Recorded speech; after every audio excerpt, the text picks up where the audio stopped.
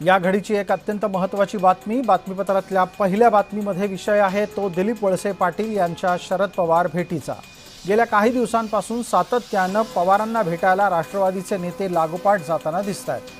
पार्थ पवार, प्रफुल्ल पटेल यांच्यानंतर दिलीप वळसे पाटील यांनीही पुण्यात मोदी बागेत जाऊन शरद पवार यांची भेट घेतलेली आहे। दरम्यान दोन राष्ट्रवादीचे गट एकत्र येणार नाहीत अशी स्पष्टोक्ती शरद पवार यांच्याकडून यापूर्वीच देण्यात आली आहे।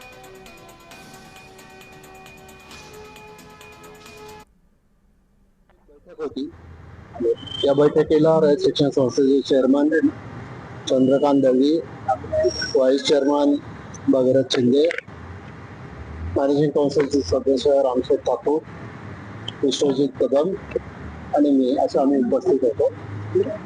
आणि गुरुपौर्णिमा पण आहे। आदरणीय पवार साहेबांना फुलं देऊन त्यांचे दर्शन घेऊन आशीर्वाद सुद्धा घेतले आणि विशेषतः रयत शिक्षण संस्थेच्या प्रश्नाच्या संदर्भात चर्चा झाली। कुठलीही राजकीय चर्चा झाली नाही।